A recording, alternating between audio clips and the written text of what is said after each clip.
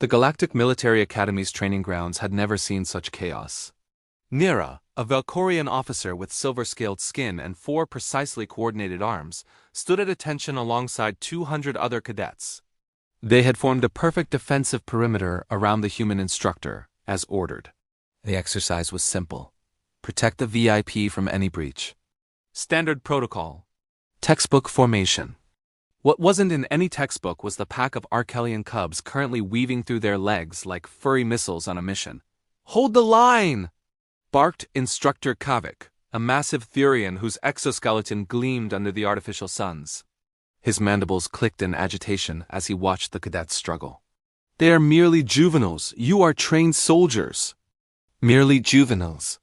Nira would have laughed if she wasn't currently trying to maintain her position while a cub no bigger than a Terran, housecat but infinitely more determined, squeezed between her and the cadet beside her.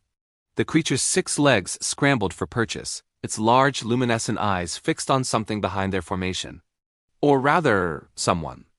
"Respectfully, sir," Nira called out, not daring to break stance. "They are not attempting to breach our formation for tactical purposes. They are—" Another cub bounded over a cadet's shoulder, using the Dralian's head as a launching platform. The soldier yelped, stumbling, creating a gap that 3 more cubs immediately exploited. "They are ignoring us entirely," Nira finished weakly. At the center of their protective formation sat the human. Sergeant Marcus Chen, Earth's liaison to the Academy, sat cross-legged on the ground with a knowing smile on his face. In his hands was a container that Nira had learned to recognize over the past 3 months: human rations. Specifically, something Chun called beef jerky. The cubs could smell it from across the compound. "Sergeant Chen!" Kavik's voice boomed. "You are compromising this exercise." "Sir, I'm just sitting here," Chun replied with that particular brand of human innocence that everyone had learned meant trouble. "Not my fault these little guys have good taste."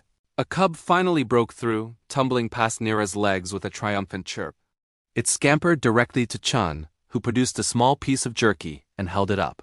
The cub sat immediately, all 6 legs tucked beneath its fluffy body, eyes wide and pleading. "Good sit," Chun murmured, and offered the treat. Chaos erupted. The remaining 17 cubs abandoned all pretense of stealth and charged. Cadets scattered, formations crumbled, and the mighty defensive wall dissolved like sugar in rain.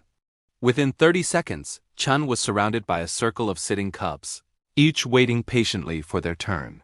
While 200 galactic military personnel stood in confused clusters, their exercise thoroughly demolished.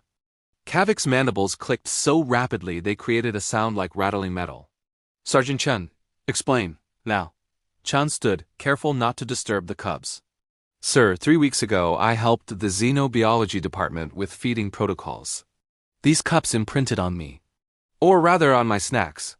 "Imprinted," Kavik repeated, his voice dangerously flat. "Yes, sir. Arkelians are highly food-motivated. Once they associate someone with high-value treats, they'll walk through fire to reach them." Chun gestured at the demolished formation. "Or through 200 armed cadets, apparently."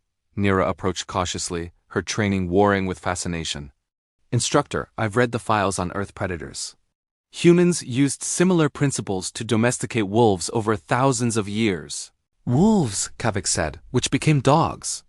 "Loyal companions and working animals."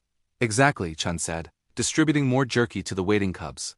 "It's about trust and positive reinforcement. These cubs now associate me with food and safety. They're not afraid of the cadets, they just have a higher priority target." One of the cubs, apparently finished with its treat, waddled over to Nira. It looked up at her with those impossibly large eyes and chirped softly. Without thinking, she reached down with one hand. The cub pressed its head into her palm. "They're not our enemy," Chun continued, watching the interaction. "That's the lesson, actually." Kavik's mandibles stilled. "Elaborate." "Every species here trains to fight, to defend, to attack. That's important. But humans learned something else over our evolution." Chun knelt down, and the cubs swarmed him again, their purring creating a strange harmonic. "We learned that sometimes the best strategy isn't overwhelming force. It's making allies, building trust, offering something valuable: safety, food, companionship, and creating bonds stronger than any defensive line." Nira watched as Chun handed her a piece of jerky. The cub at her feet sat immediately, just as it had for the human. She offered the treat, and the small creature accepted it with gentle jaws before chirping happily. "Your Earth," Nira said slowly. "Domesticated multiple species, didn't you?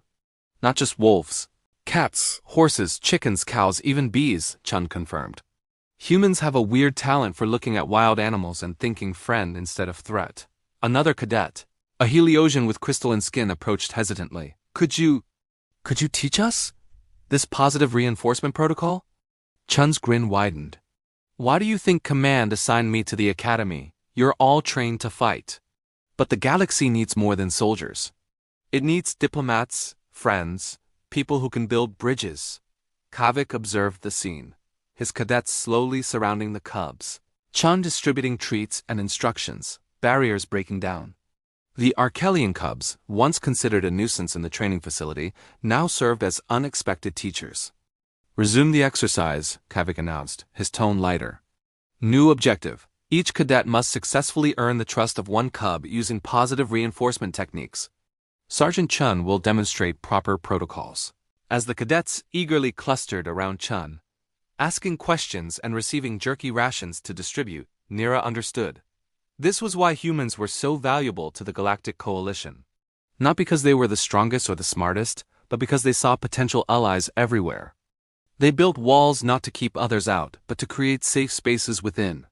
And when cubs, literal or metaphorical, needed to pass through, humans simply opened the gates and offered snacks. It was, Nira decided, the most human thing imaginable, turning a defensive exercise into a friendship training session, one treat at a time.